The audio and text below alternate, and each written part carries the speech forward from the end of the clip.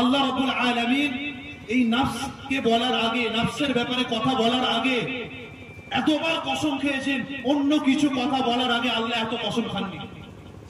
সাতবার আল্লাহ সাত জিনিসের উপরে কসম খেয়ে বলেছেন নিজের নফসকে কি করো, পবিত্র করো।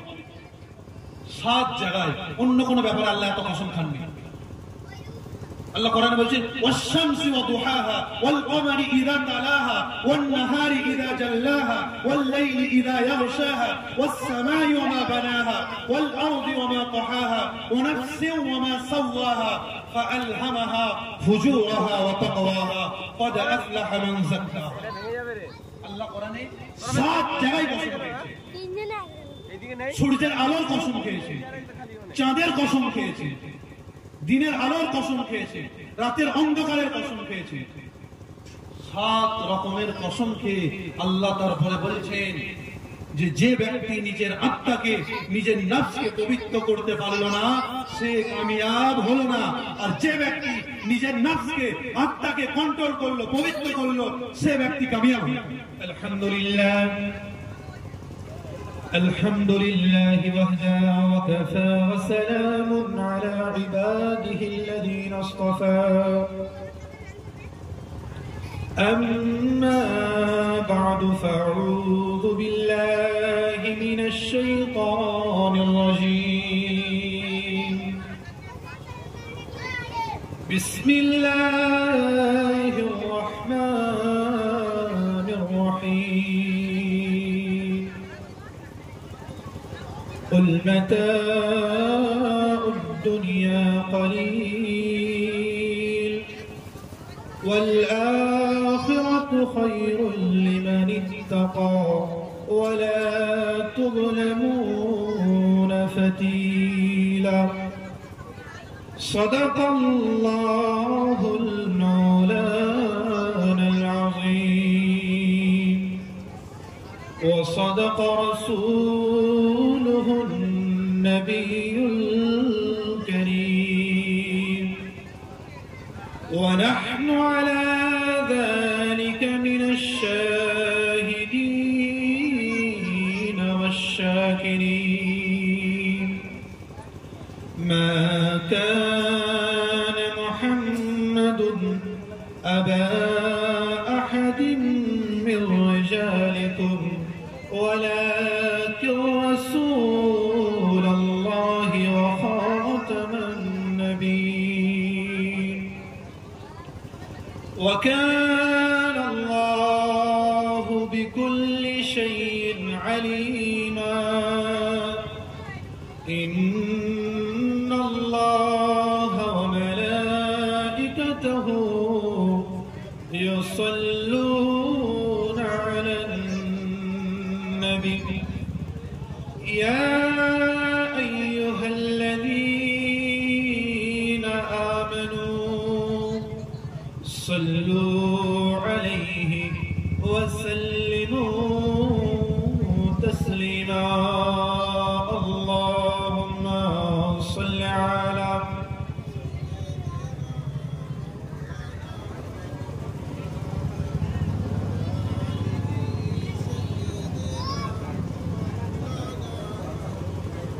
اللهم صل على سيدنا مولانا محمد وعلى آل سيدنا مولانا محمد সকলে জোরে জোরে পড়ি। একবার দরুদ শরীফ পাঠ করলে হাদিসে আসছে যে ব্যক্তি দরুদ একবার পাঠ করে আল্লাহ তার আমলনামা 10টা গুনাহকে ক্ষমা করেন এবং তার আমলনামায় 10টা নেকি লিখে দেন। তাই সকলে জোরে জোরে একবার মুহাব্বতের সাথে দরুদ পড়ি। আল্লাহুম্মা সাল্লি আলা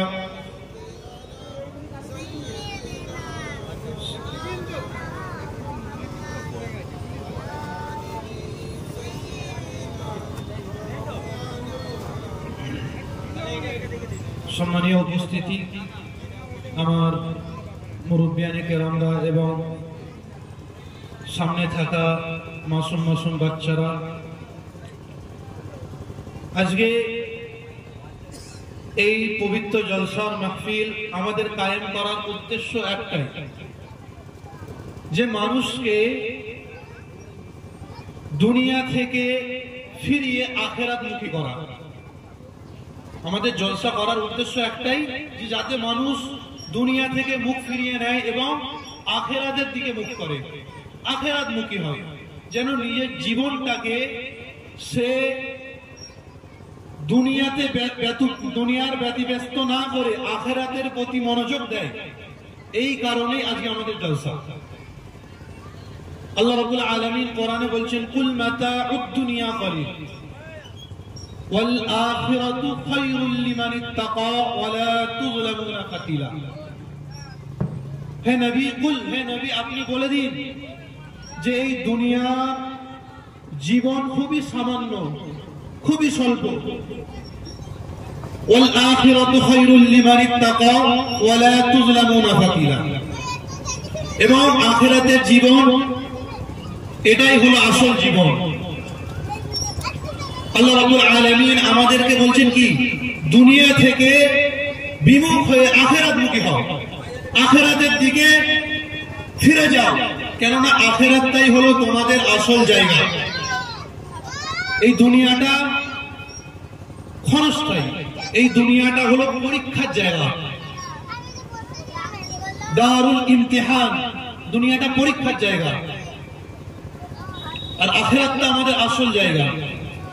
আজকে আমরা দুনিয়ার ব্যতিব্যস্ততায় আজকে আমরা আল্লাহকে ভুলে গেছি, নামাজকে ভুলে গেছি, রোজা ভুলে গেছি, আল্লাহর সমস্ত আহকাম গুলোকে আমরা, বিধি বিধান গুলোকে আমরা না মেনে চলেছি। এর পিছনে কি কারণ? এর পিছনে কারণ উলামায়ে কেরামরা লিখছেন, আল্লাহ ওয়ালারা বলছেন, মানুষের দুশমন হচ্ছে চারটে। কটা? চারটে। দাল দিয়ে হচ্ছে দুনিয়া, শিন দিয়ে হচ্ছে শয়তান, দাল শিন আর মিম দিয়ে হচ্ছে মখলুক, আর নুন দিয়ে হচ্ছে নফস। এই চারটে হলো মানুষের সব থেকে বড় দুশমন। আর সব থেকে বড় দুশমন যেটা হচ্ছে, সেটা হচ্ছে নফস। নফস এমন একটা জিনিস যেটা মানুষকে সব সময় তার খায়েশাতের দিকে পাঠাতে থাকে, যে তোমার খায়েশাত গুলো কি করো, পূর্ণ করতে থাকো। একতলা বাড়ি করেছো, দুতলা করো, দুতলা করেছো, তিনতলা করো, একটা গাড়ি কিনেছো, আরেকটা গাড়ি কেনো, একটা ভালো কাপড় আছে, আরেকটা তৈরি করো। এটা বাড়তেই থাকে। নফস হলো একটা শিশুর মতো। যেমন একটা শিশুকে আমরা যদি দোকানে নিয়ে যাই, দোকানে নিয়ে যাওয়ার পরে বাচ্চাকে যদি জিজ্ঞেস করি, বাবু তোমার কোনটা ভালো লাগছে, সে বলবে এটা ভালো লাগছে। তারপরে ওটা কিনে দেবেন, তারপরে বলবে ওটা ভালো লাগছে। তো তার ভালো লাগার কোনো সীমা নেই, শেষ নেই। তাকে যত দিতে যাবেন সে বাইনা করতেই থাকবে। তেমনি নফসকে আপনি যত দিতে চাইবেন, যত দিতে পারবেন, সে তত চাইবে, চেয়েই যাবে। একটা সুন্দর ঘটনা উপমা দিলে আপনারা বুঝতে পারবেন সহজে। এক রাজা ছিল, বাদশাহ, তার কোনো সন্তান ছিল না। তো তার মন্ত্রীকে একদিন বলল, হে মন্ত্রী, আমার তো কোনো সন্তান নেই, ছেলে নেই, মেয়ে নেই, তুমি তোমার সন্তানকে মাঝে মাঝে আমার দরবারে নিয়ে এসো। তো একদিন মন্ত্রী মশাই তিনি কি করলেন, তার সন্তানকে নিয়ে রাজার কাছে এলেন দরবারে। রাজা কোলে নিয়ে তাকে আদর করতে লাগলো। আদর করতে করতে তাকে প্রশ্ন করলো, বাবু তুমি কি চাও বলো, তোমার সব খায়েশাত, তোমার সব চাওয়া আমি পূরণ করব। মন্ত্রী বললে, এটা রাজা কোনোদিন সম্ভব নয়। রাজা বললে, বলো, আমার অনেক সম্পদ, অনেক ভান্ডার, আমার সম্পদের ভান্ডার, সোনা দানা সব ভরা। তো বাচ্চা বলল, মহারাজা আমার একটা হাতি লাগবে। কি বললো? আমার একটা হাতি লাগবে। তো রাজা মহাশয় এখন হুকুম দিলেন, যাও একটা হাতি নিয়ে এসো। বাচ্চার সামনে হাতি নিয়ে আসে। বাচ্চা কিছুক্ষণ দেখলো, তার সাথে আনন্দ ফুর্তি করলো, মজা পেল। তারপরে কিছুক্ষণ পরে সেই বাচ্চা রাজার কাছে আবার জেদ করে বসলো, এটা সুই নিয়ে এসো। কি বললো? সুই নিয়ে এসো। তো রাজা আবার হুকুম দিল, যাও সুই নিয়ে এসো। সুই নিয়ে আসা যখন হলো, তখন বাচ্চাটা বললো, ওই হাতিটাকে ওই সুইয়ের মধ্যে কি করো, ঢোকাও। হাতিটাকে সুয়ের মধ্যে ঢোকাও, এটা সম্ভব? সম্ভব নয়।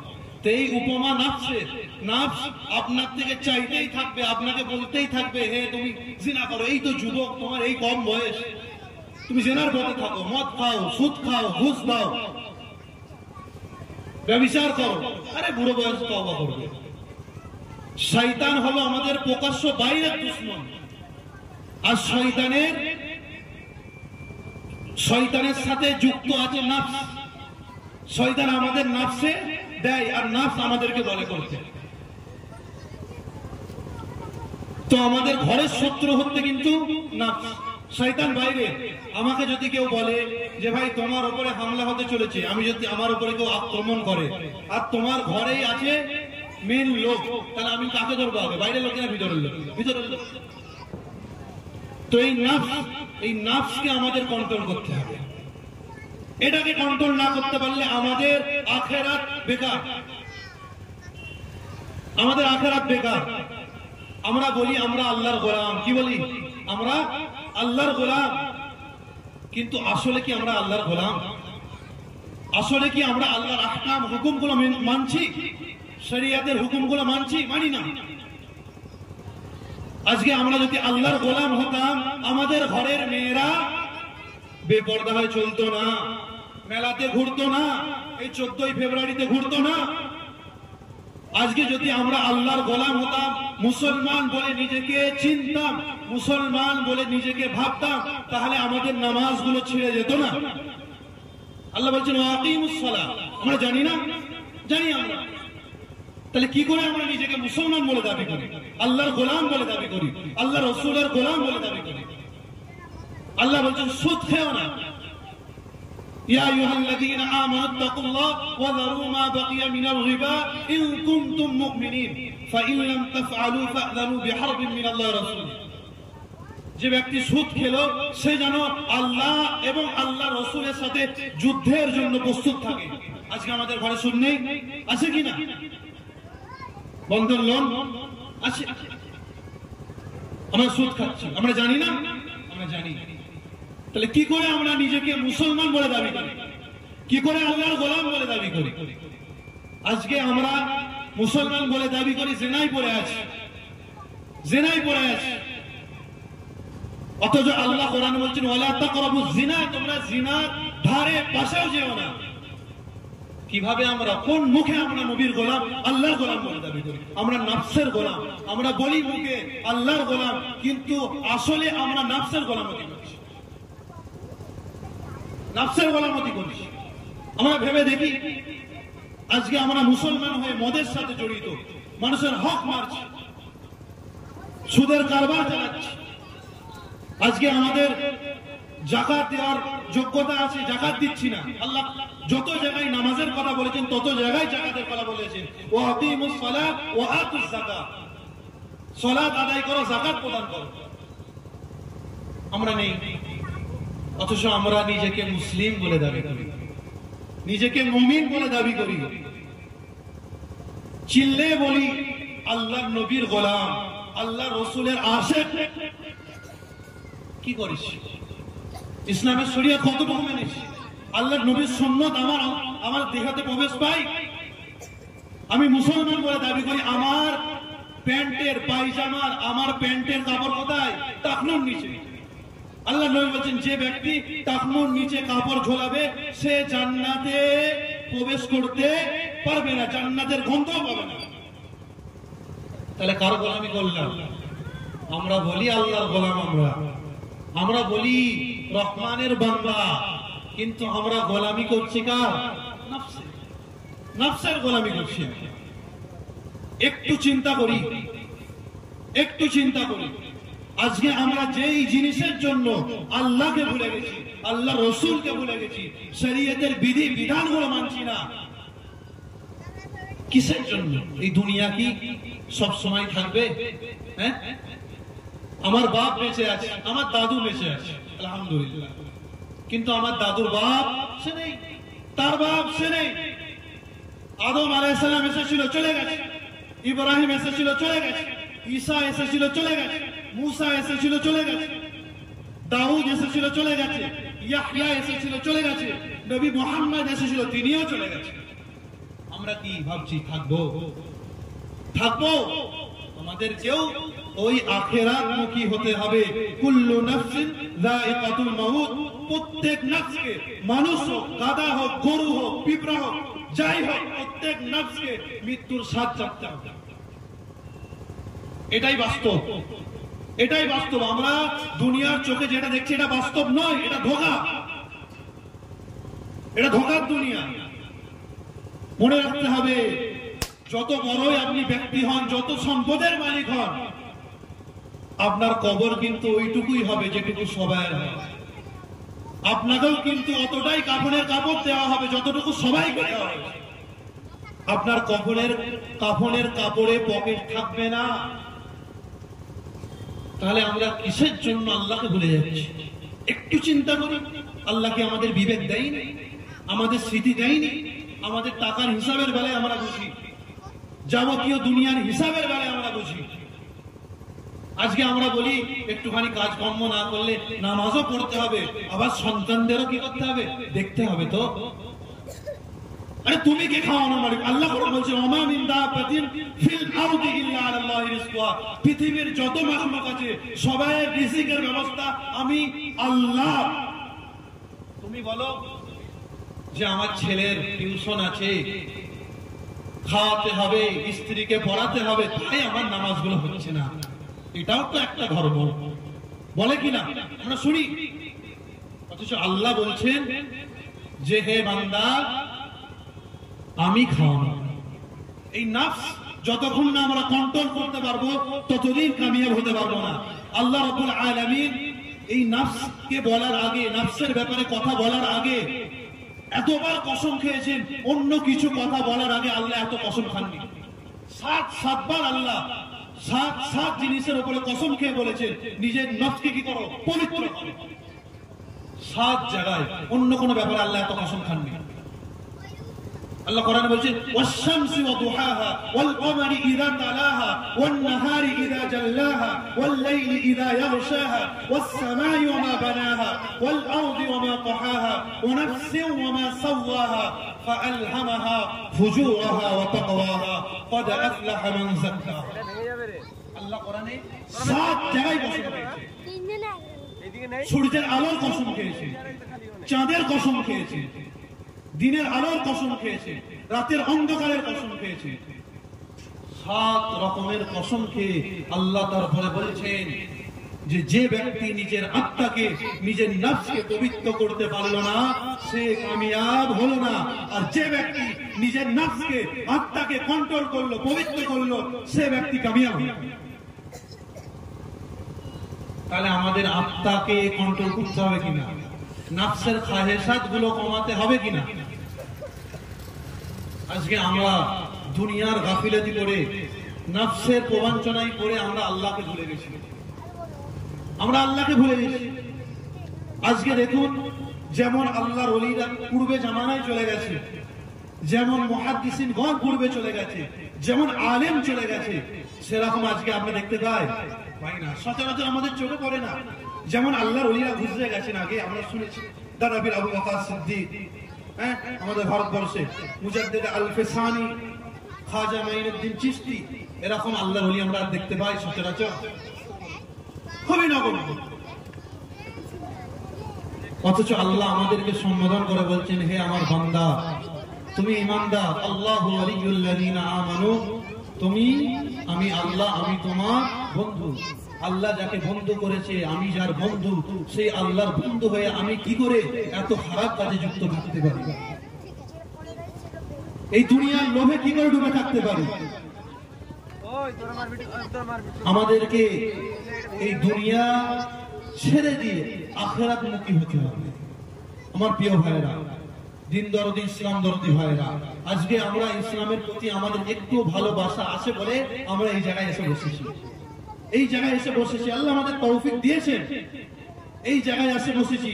আল্লাহ, সেই আল্লাহ আমাদেরকে আখিরাতমুখী হওয়ার তৌফিক দিতে পারেন কিনা? পারেন কিনা? বলেন। তাহলে আমাদের কাছে আল্লাহর কাছে ফিরে যেতে হবে, আল্লাহর কাছে কি করতে হবে? চাইতে হবে। আর নাফসকে পরিবর্তন করার সবথেকে বড় পদ্ধতি উলামায়ে কেরামগণ বলছেন আল্লাহর কাছে যাওয়া। আল্লাহ যদি না চায় নিজেকে কখনো আখিরাতমুখী করা যাবে না। সর্বপ্রথম আমাদের কি করতে হবে? তাওবা করতে হবে। আল্লাহ নবীকে একটা হাদিস বলি, আল্লাহ নবী সাল্লাল্লাহু আলাইহি সাল্লামের কাছে একজন সাহাবী এলেন, এসে জিজ্ঞেস করলেন, ইয়া রাসূলুল্লাহ, ইয়া হাবিবাল্লাহ, মুজাহিদ কে? কি বললেন? মুজাহিদ কে? আল্লাহ নবী বললেন, যে ব্যক্তি নিজের নফসের সাথে যুদ্ধ করে, নিজের নফসের সাথে যুদ্ধ করে নিজেকে আখিরাতমুখী করে, আল্লাহর কথা শুনে, আল্লাহর কথা মানে, এই হচ্ছে প্রকৃত মুজাহিদ। তাহলে আমাদের নিজের নফসের সাথে কি করতে হবে? যুদ্ধ করতে হবে, আল্লাহর কাছে ফিরে যেতে হবে, আল্লাহর কাছে ফিরে যেতে হবে, আল্লাহর কাছে তওবা করে। আমাদের এখনো সময় আছে, আল্লাহর কাছে তওবা করে আমরা ফিরে যাই। এই যে এত বড় মাহফিল করার উদ্দেশ্য আমাদের মানুষকে পরিবর্তন করা, মানুষ যেন আল্লাহর রাস্তায় ফিরে আসে, এটাই আমাদের উদ্দেশ্য। এই মাহফিল কায়েম করার উদ্দেশ্য একটাই, আখিরাতমুখী করা মানুষকে। আমাদের সারা জীবনের উদ্দেশ্য একটা, আখিরাতমুখী। আল্লাহর কাছে ফিরে যেতে হবে। ইয়া আইয়ুহাল্লাযীনা আমানু তুবু ইলাল্লাহ তাওবাতান নাসুহা। আল্লাহর কাছে তওবায়ে নাসুহা করে ফিরে যেতে হবে। আল্লাহ বহু বড় রহমান। আপনি গুনাহ করেছেন, জিনা করেছেন, ব্যভিচার করেছেন, সুদ খেয়েছেন, ঘুষ দিয়েছেন, লোকের হক মেরেছেন, লোকের উপরে জুলুম করেছেন, অত্যাচার করেছেন, আল্লাহর কাছে ফিরে যান। প্রথমে আল্লাহর কাছে ক্ষমা চাও। বান্দার হক হলে বান্দার কাছে চান, আল্লাহর হক হলে আল্লাহর কাছে চান। আল্লাহ বড়ই রহমান, বড় দয়াবান, আল্লাহ আপনাকে ক্ষমা করে দেবে, আমাকে ক্ষমা করে দেবে, আল্লাহ ক্ষমা করে দেবে। একজন বান্দা সারা জীবন গুনাহ করেছে, একদিন শুধু বললো ইয়া আল্লাহ। কি বললো? ইয়া আল্লাহ। আল্লাহ বললেন, যা তোর সব গুনাহকে ক্ষমা করে দিলাম। কি বললেন? আমি আল্লাহ তোর সারা জীবনের যত গুনাহ তুই করেছিস, আমি আল্লাহ তোর সারা জীবনের গুনাহকে আমি আল্লাহ ক্ষমা করে দিলাম। তখন ফেরেশতা জিজ্ঞেস করলো যে আল্লাহ, এ তো ক্ষমা চাইনি, এ তো ক্ষমা চাইনি। তখন আল্লাহ বললেন, হে ফেরেশতা, সে কি আমি ছাড়া অন্য কাউকে রব বলেছে? কি বললেন? সে কি আমি আল্লাহ ছাড়া অন্য কাউকে রব বলেছে? সে আমাকেই রব বলে স্বীকৃতি দিয়েছে, আমি আল্লাহ তাকে ক্ষমা করে দিয়েছি। সুবহানাল্লাহ। আল্লাহর কাছে ফিরে যেতে হবে, আল্লাহর কাছে ফিরে যেতে হবে, কিচ্ছু নিয়ে যাবেন না। আল্লাহ যতটুকু তাকদীরে লিখেছেন, যতটুকু আপনার নসিবে লিখেছেন, ততটুকু আপনি পাবেন।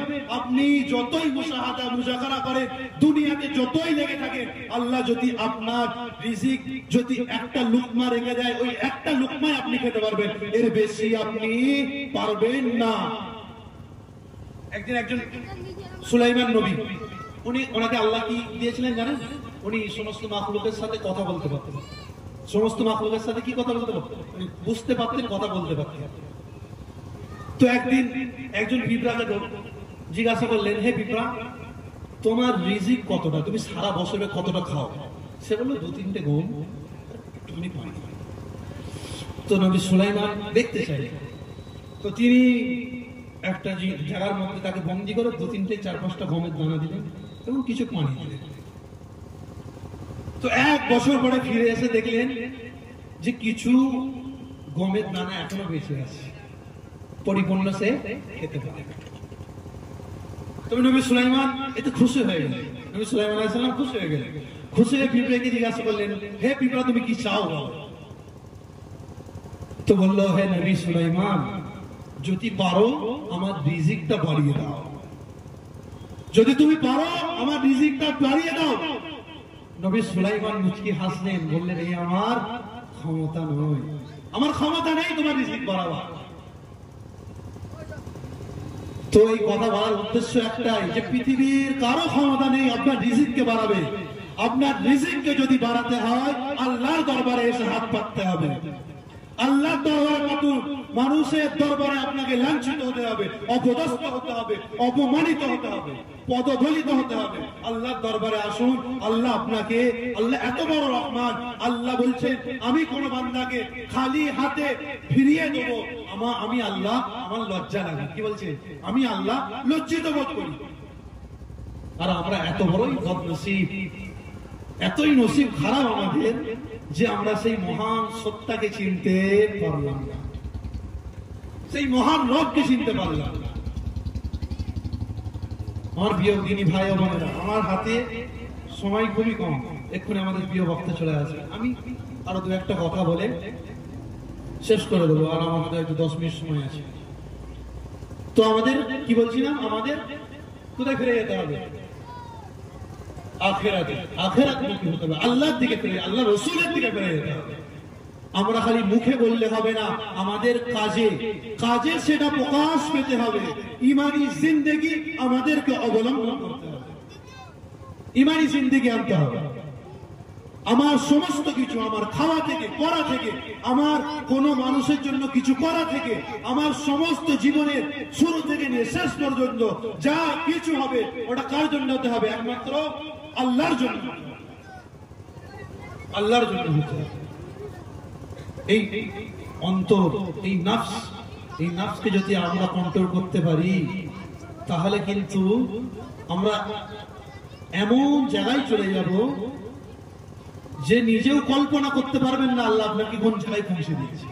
যারা নফসকে কন্ট্রোল করেছে, নফসকে পবিত্র করেছে, তারা কামিয়াব হয়েছে এবং আল্লাহ তাদেরকে এমন জায়গায় পৌঁছে দিয়েছে যে তারা সকলে বড় বড় আল্লাহর ওলি হয়ে গেছে। একটা মাসালা আমরা জানি সকলে, যে কোন অজুর পানি দিয়ে কেউ যদি একটা পানি দিয়ে অজু করে, ওই পানিটা দিয়ে অজু করা যাবে না। এটা আমাদের হানাফি মাযহাবের মাসালা, ফতোয়া। কেউ যদি একটা পানিতে গোসল করে, ওই পানিটা দিয়ে অন্য কেউ আর গোসল করতে পারবে না। এটা কোথা থেকে এসেছে জানি? একদিন ইমাম আবু হানিফা রাহমাতুল্লাহ আলাইহি তিনি এক জায়গায় বসে আছেন, তো লক্ষ্য করলেন একটা যুবক সে গোসল করেছে এটা পানি দিয়ে। তো সেই পানিটা দিয়ে যখন গোসল করছে, তো তিনি লক্ষ্য করলেন যেন সেই গোসলের পানির মধ্যে দিয়ে জিনা ঝরে ঝরে পড়ছে। কি ঝরে ঝরে পড়ছে? জিনা। তো তিনি সেই যুবককে ডাকলেন এবং বললেন, হে যুবক, তুমি কি জিনায় লিপ্ত ছিলে? আল্লাহ আল্লাহ আল্লাহ ওয়ালা যারা হয়, আল্লাহ তাদের অন্তরে কি করেন? সমস্ত জিনিস ঢেলে দেন, দিয়ে দেন। তারা দেখতে পারে, তারা বুঝতে পারে, তারা বুঝতে পারে যে কোন জিনিসটা সঠিক, কোন জিনিসটা খারাপ। কেননা আল্লাহ নবী বলছেন, যখন কোন বান্দা আল্লাহর হয়ে যায়, আল্লাহ বলছেন হাদিসে কুদসি, আল্লাহ বলছেন যখন কোন বান্দা আমার হয়ে যায়, আমার হুকুমগুলো মেনে চলে, তখন আমি আল্লাহ সেই বান্দার কান হয়ে যায় যেটা দেশে শুনে, আমি আল্লাহ সেই বান্দার চোখ হয়ে যায় যেটা দেশে দেখে, আমি আল্লাহ সেই বান্দার মুখ হয়ে যায় যেটা দেশে কথা বলে। যখন কোন বান্দা আমাকে ভালোবাসে, আমার হুকুমগুলো মেনে চলে, তখন আমি আল্লাহ সেই বান্দার হাত হয়ে যায় যেটা দেশে কোনো কিছু ধরে। যখন কোন বান্দা আমি আল্লাহ আমার হয়ে যায়, তখন আমি আল্লাহ ওই বান্দার পা হয়ে যায় যেটা দেশে কোনো জায়গা থেকে কোনো জায়গায় দুনিয়াতে বিচরণ করে। আল্লাহ ওয়ালাদের মনে আল্লাহ কি করেন? ঢেলে দেন, দিয়ে দেন। তো তিনি যুবককে ডাকলেন, ডেকে জিজ্ঞাসা করলেন, হে যুবক, তুমি কি এরকম জিনা লিপ্ত ছিলে? তো সেই যুবক বলল, হ্যাঁ হুজুর, আমার ভুল হয়ে গেছে। তো তিনি সেই যুবকটা খালিস মনে আল্লাহর কাছে তওবা করলেন। তো সেই সময় ইমাম আবু হানিফা রাহমাতুল্লাহ আলাইহি ফতোয়া দিলেন যে কারোর গোসলের পানি থেকে গোসল করতে পারবে না, মাকরুহ, আর কারোর ওযু করা পানি থেকে ওযু করবে না। এটা কি তাজকিয়াতে নফস, আত্মার পরিশুদ্ধি। এটা এমন জিনিস, আমি প্রথমেই বললাম যে আল্লাহ 7 বার কসম খেয়েছে। কবার? 7 বার। একটা মানুষ যদি বিশিষ্ট মানুষ হয়, দামি লোক হয়, আমাদের সামনে যদি একটা কথা উপস্থাপন করে বলে, আমরা সেটাকে মনোযোগ সহকারে শুনি যে একটা গুরুত্বপূর্ণ কথা। আবার সেই ব্যক্তি যদি কসম খেয়ে বলে, আমরা ভাবি বহু গুরুত্বপূর্ণ কথা। আর আল্লাহ রাব্বুল আলামিন যিনি সমস্ত মানুষের সৃষ্টিকর্তা, তিনি নিজে একটা জিনিসের প্রতি 7 বার কসম খাচ্ছে, 7 বার। তাহলে সেই জিনিসটা কতটা গুরুত্বপূর্ণ, কতটা গুরুত্বপূর্ণ। আল্লাহ 7 বার কসম খেয়েছে, বলে তোমার আত্মাকে পবিত্র করো, তোমার নফসকে পবিত্র করো। তোমার নফসকে যখন পবিত্র করবে তুমি কামিয়াব হবে, নতুবা তুমি নাকামিয়াব হয়ে যাবে। আত্মার পরিশুদ্ধি করতে হবে, তাজকিয়াতে নফস করতে হবে, আল্লাহর দিকে ফিরে যেতে হবে, আখিরাত মুখী হতে হবে। আল্লাহ রাব্বুল আলামিন বড়ই দয়াবান, বড়ই রহমান। আমাদের খালি একবার চাওয়া দরকার যে আল্লাহ আমাকে তুমি তোমার আখিরাত মুখী করাও, আমাকে তুমি ক্ষমা করে দাও, আমাকে তুমি তোমার রাসূলের দেখানো পথ অনুসারে চালিত করো। নিজেকে চেষ্টা করতে হবে, আল্লাহর কাছে চাইতে হবে। নিজেকে চেষ্টা সর্বপ্রথম। আমি যদি বসে বসে ঘরে দোয়া করি সারাদিন যে আল্লাহ আমাকে কামিয়াব করো, আখিরাত মুখী করো, আর আমি যদি ঘর থেকে বাইরে না বেরোই, তাহলে হবে কি? আমি একটা উদাহরণ দিই। যদি কোনো বান্দা খাবার সময় লোকমা মুখের কাছে তুলে থাকে, মুখের কাছে তুলে ধরে থাকে হা করে, আর ভাবে আল্লাহ খাওয়ালে আমি খাবো, না খেতে পেয়ে মরে যাবে, পচে যাবে, গলে যাবে, লোকমা মুখে নিজেকে বিসমিল্লাহ বলে কি করতে হবে? ভিতরে ঢোকাতে হবে। আল্লাহ বলছে তুই বিসমিল্লাহ বলে মুখের মধ্যে দে, গলা থেকে নামানোর দায়িত্ব আমি আল্লাহ। গলা থেকে লাগানোর দায়িত্ব, গলা থেকে নামাবো আমি আল্লাহ। তুই তো বিসমিল্লাহ বলে আগে খাবারটা তুলে মুখে দে, আগে মুখে দে। বিজ্ঞানী বলছে, বিজ্ঞানে যে মানুষের এই যে গলা আছে না, এখানে দুটো মানে শিরা আছে, একটা হচ্ছে খাদ্য নালী, একটা শ্বাস নালী। দুটো নালী আছে, একটা শ্বাস নালী, একটা খাদ্য নালী। যখন মানুষ খাবার খায় তখন খাদ্য নালীর মুখটা খোলা থাকে, শ্বাস নালীর মুখটা কি হয়ে যায়? বন্ধ হয়ে যায়। ভাবুন একবার, যদি একটা লোকমা শ্বাস নালীতে যদি চলে যায়, খাদ্য নালীতে না গিয়ে শ্বাস নালীতে না কিছু চলে যায়, তাহলে কি হবে? হার্ট অ্যাটাক করে সঙ্গে সঙ্গে মারা যাবে। আল্লাহ কি বলছে? আগে বান্দা তুই কি কর, বিসমিল্লাহ বলে মুখে পড়ো, আমি আল্লাহ আমার দায়িত্ব তোর পেট পর্যন্ত আমি আল্লাহ ঠিক পৌঁছাচ্ছি। তো আজ প্রথম আমাদের দায়িত্ব হচ্ছে কি? আল্লাহর দিকে এগোতে হবে, বেরোতে হবে ঘর থেকে, আল্লাহর দিনের দিকে যেতে হবে, তবে আল্লাহ আমাকে কবুল করবে। আল্লাহ বলছে না যে বান্দা তুই, আমরা সকলে এই কথাটা শুনি কম বেশি, যে হ্যাঁ বান্দা তুমি আমার দিকে যদি একটা কদম বাড়াও, আমি কি করি? তোমার দিকে 10টা কদম কি করি? আমি আল্লাহ বাড়িয়ে দিই। কেউ যদি আমার দিকে ছুটে মানে হেঁটে হেঁটে আসে, আমি আল্লাহ তার দিকে দৌড়ায় দৌড়ায় যায়। তাহলে আমাদেরকে আগে তো কদমটা বাড়াতে হবে, আগে কদমটা বাড়াতে হবে। নিয়ত করতে হবে যে আমি কালকে থেকে, আজকে থেকে, এই মুহূর্ত থেকে ইনশাআল্লাহ পরিবর্তন হলাম।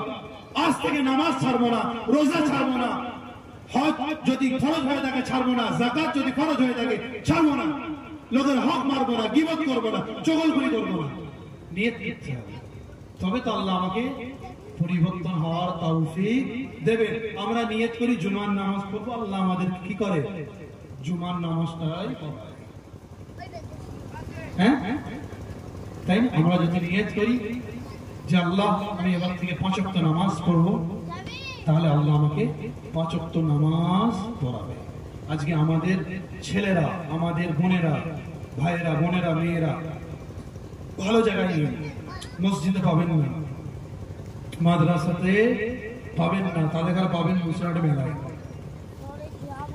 মুসিরাট মেলায় যত শুধু জওয়ান ছেলে মেয়েরা বলে না, মুরব্বীরাও যায়, এক ছেলের বাপ মারাও যায়। কিসের জন্য?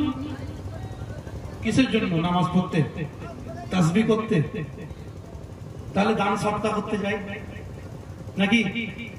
নাকি ওখানে দিনের দাওয়াত দিতে যায় যে ভাই চলো তোমরা মেলা থেকে বেরিয়ে কি করো, নামাজ পড়ো, আজান হচ্ছে। কিসের জন্য যায়? হই হুল্লোড় করতে, মজ মস্তি করতে যায়।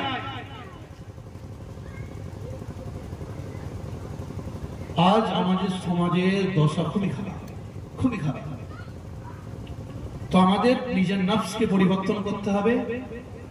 10টা বেজে গেছে, আমাদের বক্তা সাহেব এক্ষুনি চলে আসবে। নিজের নফসকে পরিবর্তন করতে হবে, তবেই আমরা কি হতে পারবো? আল্লাহ মুখী হতে পারবো, আখিরাত মুখী তবেই আমরা হতে পারবো। নিজের নফসকে কন্ট্রোল করতে হবে। শয়তান বাইরের দুশমন, ভিতরের দুশমনকে আগে, ঘরের ভিতরের দুশমনকে আগে কি করতে হবে? আগে তাকে শায়েস্তা করতে হবে। আগে যদি তাকে শায়েস্তা না করতে পারি, বাইরের দুশমনকে আমরা শায়েস্তা করতে পারবো না। একদিন বায়েজিদ বুস্তামি, একটা ছোট্ট ঘটনা বলে আমি সংক্ষেপে করব। বায়েজিদ বুস্তামি রাহমাতুল্লাহ আলাইহি, আল্লাহর ওলিদের নাম শুনেছি তো। এখন আবার অনেকে বলে আল্লাহর ওলিরা কিছু জানে না, কিছু নয় তারা। তো যাই হোক, ওইদিকে যাব না। তো বায়েজিদ বুস্তামি রাহমাতুল্লাহ আলাইহি বহু বড় আল্লাহর ওলি ছিলেন। তো তিনি একদিন স্বপ্নের মাধ্যমে আল্লাহ দিদার লাভ করলেন। কি করলেন? আল্লাহ দিদার লাভ করলেন। তো লাভ করার পরে তিনি আল্লাহকে জিজ্ঞাসা করলেন, রব্বুল আলামিন, আপনাকে পেতে গেলে কি করতে হবে? কি বললেন? আপনাকে পেতে গেলে কি করতে হবে? আল্লাহ বললেন যে, হে বায়েজিদ, তুমি তোমার প্রথম কদমটা তোমার নফসের উপরে রাখো, দ্বিতীয় কদমে আমি আল্লাহ আমাকে পেয়ে যাবে। কি বললেন? প্রথম কদমটা তোমার নফসের উপরে রাখো, দ্বিতীয় কদমে তুমি আমি আল্লাহ আমাকে পেয়ে যাবে। তারপর থেকে হযরত বায়েজিদ বুস্তামি রাহমাতুল্লাহ আলাইহি বলতেন, তুমি নিজের নফসের উপরে প্রথম কদম রাখো, আর দ্বিতীয় কদমে কাকে পাবে? আল্লাহকে পাবে। এই নফস যতই মূল, যত জিনিসের মূল নফস। আপনার অন্তরে নাফসি বলে যে ভাই জিনা কর, এই কর, ওই কর, হ্যান কর, ত্যাগ কর। কোনদিন বলবে না যে নামাজটা পড়ে যায়। নাফস এমন জিনিস, ও নিত্য নতুন জিনিসের স্বাদ পেতে চায়। একটা জিনিস করে আর একটা জিনিস। একটা ঘটনা বলি। একবার কোন এক জায়গায়, বাইরের জায়গায়, বাইরে বিদেশে, আমেরিকার দিকে, তো সেই দেশে একটা ধর্ষণকারী ব্যক্তিকে গ্রেফতার করা হলো। করে তাকে জিজ্ঞাসা করা হলো যে, এখানে তো তোমাদের ব্যভিচার আম, এখানে তো মেয়ে সস্তায় পাওয়া যাচ্ছে, তুমি তারপরেও তাকে ধর্ষণ করলে কেন? বলে, আমি একই জিনিস করতে করতে পয়সা দিয়ে তারা নিজের স্বেচ্ছায় তাদের কি করে, দেহকে বিলিয়ে দেয়, বিলীন করে দেয়। আমার এটা করতে করতে আর ভালো লাগছে না, আমার মনে হলো একটা নতুন উপভোগ করি। তো নফস আপনাকে বলতেই থাকবে, এটা হয়েছে এটা কর, এটা হয়েছে ওটা কর, ওটা হয়েছে ওটা কর। এর শেষ নেই, এর শেষ কোথাও নেই। তো নফসকে কি করতে হবে? আল্লাহ ওয়ালারা বলেন, নফসকে যদি কন্ট্রোল করতে চাও, নিজের নফসের দিক পরিবর্তন করো। কি করো? দিক পরিবর্তন করো। দুনিয়ার দিক থেকে আখিরাতের দিকে করো। ইবাদত বন্দেগী বেশি করে করো। যারা আল্লাহ ওয়ালা হয়, যারা সত্যিকার অর্থে আল্লাহ ইবাদত করে, তাদের অন্তর ইবাদত করতে ভালোবাসে। যারা দোয়া চায়, তারা দেখবেন দোয়া চেয়ে যাচ্ছে, মজা লাগে। যে ব্যক্তি তাহাজ্জুদ পড়া পাবত হয়, পড়তেই থাকে, তার মজা লাগে। তাকে জিজ্ঞাসা করবেন, সে বলবে হ্যাঁ আমাকে ভালো লাগে। যে ব্যক্তি জিকির করে আল্লাহ আল্লাহ সুবহানাল্লাহ আলহামদুলিল্লাহ, তাকে জিজ্ঞাসা করেন, সে বলবে হ্যাঁ আমার ভালো লাগে। যে কোরআন পাঠ করে সব সময়, তাকে জিজ্ঞাসা করেন, আপনি কোরআন সব সময় কিভাবে তেলাওয়াত করেন? মুখ ব্যথা করে না? সে বলবে না, আমার তো ভালো লাগে, আমার তো ভালো লাগে। তো নফসকে কি করতে হবে? কন্ট্রোল করতে হবে। দুনিয়ার খায়সাতকে কমাতে হবে, আখিরাত মুখী হতে হবে। ওয়াল আখিরাতু খায়রুল লিমান ইত্তাকা ওয়া লা তুযলামুনা ফাতিলা।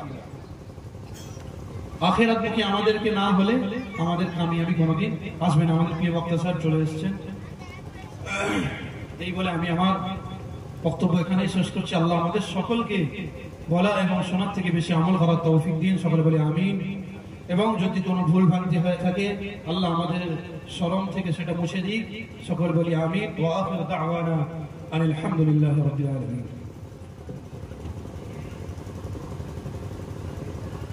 লা